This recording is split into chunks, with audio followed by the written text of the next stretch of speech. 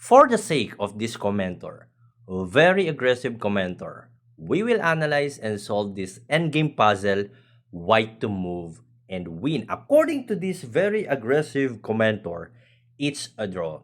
If you are a Filipino, I'm pretty sure you understand what are the words being used in this comment. Very aggressive, very offensive, very foul. And if you are non-Filipino, I know you understand what I mean. And this is social media, guys. It's pretty normal for me to receive such comments. Very aggressive comments, derogatory comments almost every day. It's pretty normal. It's social media. The problem here is it's okay to challenge whatever the result is or the puzzle is as long you provide your own analysis. But when you comment, the way this commenter comments, very aggressive, offensive, without you producing any result, that is totally hilarious. You know what I mean? It's social media, it's pretty normal here.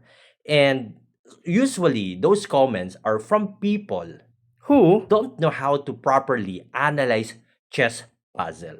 So for the sake of this commenter, we will analyze properly this chess endgame. If you are ready, let's go. If I will analyze this one without engine's assistance, this is a clear win for white. Why? Because of opposition. If I will use engine, the result will not change. It's still a win for white because of the opposition. If you don't know how opposition works, then you will having a hard time to distinguish the difference between a draw position, a win position, or even a lose position. So let's go and analyze and use the opposition. The first move, of course, when you speak opposition, it has 1, 3, 5 squares or square or space and spaces between two kings. So let's count 1, 2, 3 between two kings. Opposition. So let's go move the king. King e7. Then you only have to do is to go king to g7. Once again, opposition with one square away from each other.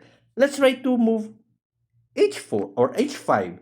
f6 check, king d6, or let's go with different place like king going here, then push pawn, h4, f8 queen, h3, and like how can you stop the queen from attacking and capturing, actually from capturing this pass pawn of black? There is no way. Let's go back to our original position. All right, so after of king h6, let's not put the black king here. Instead, let's go and attack the white pawn by moving king e5. No, king to g5. What will be the move of black? If, for example, king d6, and then, of course, king f6 opposition, and if you're gonna push the pawn, same scenario like earlier. So let's go back. If for example, pushing the pawn, king will not capture this one because that's a draw game. That's not a good way for you to end the game because you are winning. Instead, you're gonna go f6 if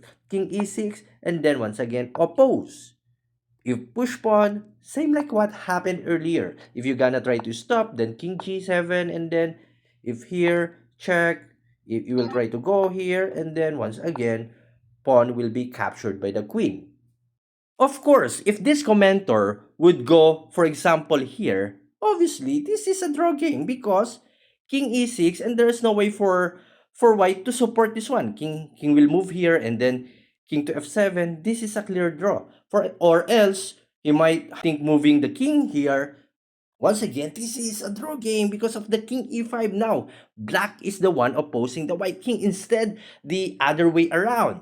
That is the reason why we move king h6, opposing the black king to make a perfect way for the pass pawn of white. And this is how opposition works. If we will not study opposition, the very basic chess endgame, then our chess career is over. Let's say if you are just having fun playing chess, still you have to study opposition.